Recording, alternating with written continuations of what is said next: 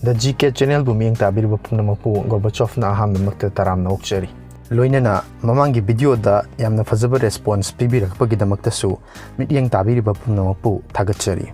Midyeng tabiriba pumnamakna eha pupuning thaugatpiba oina video asibu like tawbiu, channel asibu subscribe tawbiu, loinana share tawbiu. Ngasigi oinadi video asi matang asida haujarage. Ngasigi ahanba question asidi: which of the following metals was not known to Indus Valley people? A. Copper, B. Gold, C.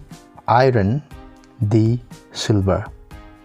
Makada piriba metal sing asigi manungda karamba metal asi Indus Valley people na khanglam dabagi.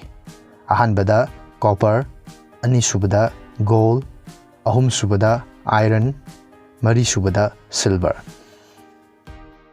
Mathang the ani suba question asidi. Operation flood refers to A. Heavy rainfall, B. Building of dams, C. Milk, D. None of these. Operation flood haibasi karamba piriba posaksing asiga mari leinabage natragana karamba posakpu taibano. Heavy rainfall, ani subada building of dams, ahum subada milk, mari subada mathakta paliba sing asi amata nate. Ngasigi ahum suba amasung aroiba question asidi: what was the real name of Kautilya? A. Vishnugupta, B. Vishnu Sharma, C. Visakadatta, D. Vasubandhu.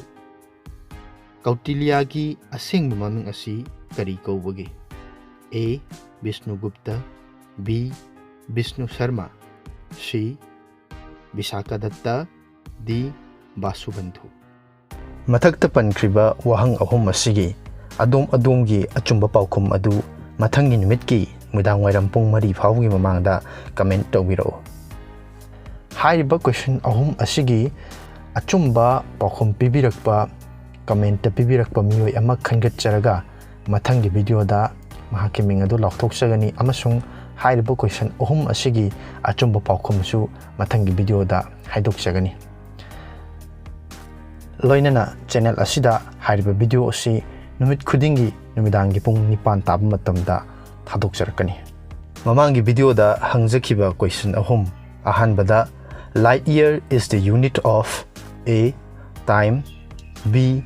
Velocity, C. Astronomical distance, D. Intensity of light. Haiba wahang asigi achumba paokhum di C. Astronomical distance ni. Ani suba wahang da the Indian Institute of Petroleum is located at A. Ankleshwar, B. Barauni, C. Dehradun, D. Digboy. Haiba wahang asigi achumba paokhum asisu C. Dehradun ni. Ahum suba wahang da the first railway line in India was laid in the year A. 1857, B. 1853, C. 1885, D. 1905. Haiba wahang asigi achumba paokhum di B. 1853 ni. Loinana haiba wahang ahum asimaki achumba paokhum pibirakpa laibak phaba miyoi adudi Bhupendro Nongthongbam ni. Video asibu yengbiba amasung comment tawbibagidamak adombu thagatchari.